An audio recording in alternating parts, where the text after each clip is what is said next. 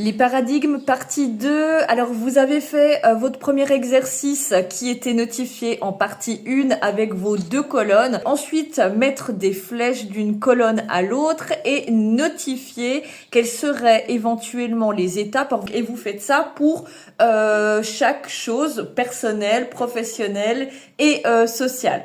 Comment on change les paradigmes? Donc, je vous rappelle, les pensées, les croyances, les idées, donc qui nous pénalisent, donc aussi les fausses croyances, bien sûr. Seulement 2 façons. Il y en a une, évidemment, que je ne vous souhaite pas, mais ça peut arriver, c'est les personnes qui ont vécu des traumatismes vont systématiquement changer de paradigme et de fonctionnement lié justement au trauma, à cette expérience personnelle. Parlez plutôt de l'autre méthode, ce qu'on appelle la répétition d'idées. Comme une inception. Vous connaissez le film Inception? Eh bien, c'est exactement ça. On va teinter l'inconscient en injectant des idées, répétition en fait de phrases et d'idées qu'il faut répéter pendant un certain temps, plusieurs jours de suite, dans le but en fait justement de mettre en doute votre inconscient. Et plus vous allez faire douter votre inconscient et plus il va lâcher prise et vous allez pouvoir reprendre en fait le contrôle. Phrase à dire, je vous donne des exemples. Je mérite pleinement ma place et j'évolue chaque jour.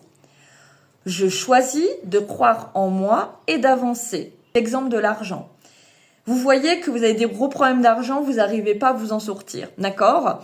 Eh bien, systématiquement, vous allez dire non, allez, il faut que je m'accroche, il faut que je comprenne tout, mais votre système de pensée va vous dire, ben non, tu sais pas gagner de l'argent, ok? Plutôt que de dire la phrase opposée, je sais gagner de l'argent, je gagne de l'argent, etc., qui est une certitude qui va être totalement l'opposé de ce que votre inconscient va penser, vous allez plutôt dire l'argent est un outil que j'apprends à maîtriser petit à petit. Ça veut dire que vous ne dites pas que vous gagnez de l'argent, vous ne dites pas que vous maîtrisez l'argent, mais vous dites que vous apprenez à maîtriser l'argent. Et là, l'inconscient ne peut pas vous contredire. Parce que si vous dites « je sais maîtriser l'argent » alors que vous n'avez pas d'argent, il y a ce qu'on appelle une confrontation entre la réalité de ce que l'inconscient voit, perçoit et ressent et la phrase auquel vous croyez pas du tout. Donc, il faut le feinter par